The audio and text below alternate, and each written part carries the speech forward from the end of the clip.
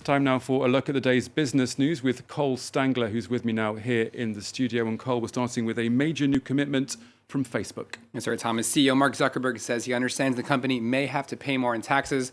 It's according to a speech he's set to give Saturday at the Munich Security Conference. Also pledged his firm's support behind an ongoing effort to rewrite global tax rules, currently overseen by the OECD.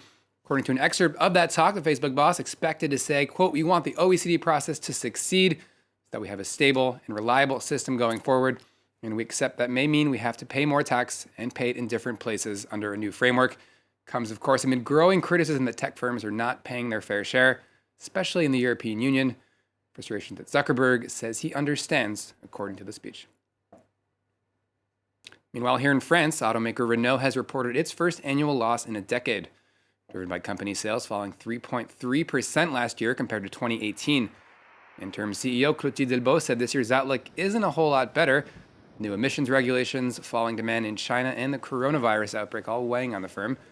She also announced a plan to cut at least 2 billion euros in expenses, suggesting that layoffs could be on the table. Take a listen. Alors, nous n'avons aucun tabou. We have no taboos. We're not ruling anything out. I think that given the current world market situation, given that we may have had a bit too much capacity for higher volume visions than what we have today, anything could be on the table, whether that's worldwide or here in France. Que ce soit dans le monde ou en France. Let's take a look now at Friday's trading action. Wall Street with some very slight losses here on Friday as fears over the coronavirus continue to nag at investors. Here are those U.S. numbers. Dow Jones down about 1/3%.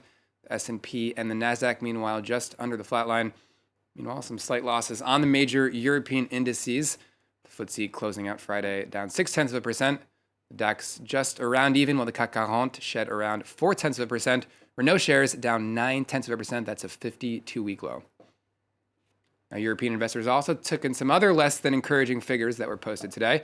Growth across the Eurozone slumped to just 0.1% in the final quarter of 2019. That's the lowest rate of expansion in 7 years, with Brexit and US-China trade tensions fueling the slowdown. At the same time, growth in Germany's export-oriented economy has fallen to zero, with auto industry struggles playing an additional role there. Many investors believe the European Central Bank is poised to further cut interest rates next month. Those rates are already in negative territory. Next up to the north of France, where workers are reacting to reports of rail giant Alstom preparing to buy up the rail division of Canadian firm Bombardier. Together, the firms employ over 3,000 people in the region and are said to be in, quote, advanced talks of a potential deal. Alison Sargent explains why and what it could mean. It's a purchase that could make Alstom the world's clear number 2 in railway equipment. The French train maker is in talks to buy the rail division of Canadian manufacturer Bombardier. Employees at this factory in northern France have mixed feelings about a potential buyout.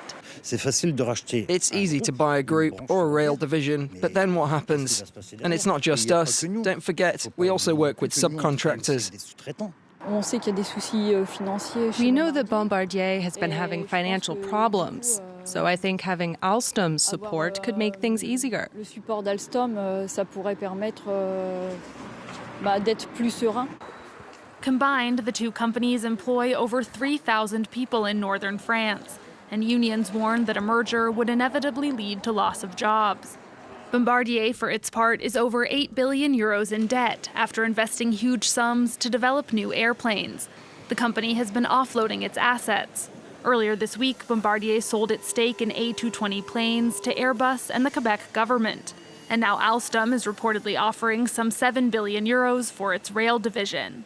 The benefit for Alstom is to form a rail industry giant, which would generate about 15 billion euros, and which would allow them to share the costs of research and development and commercialization, and to keep up with their rivals. Alstom and other manufacturers have been fighting to counter competition from Chinese industry leader CRRC Corps. Alstom already tried to join forces with Germany's Siemens, but the EU blocked the merger last year over antitrust concerns.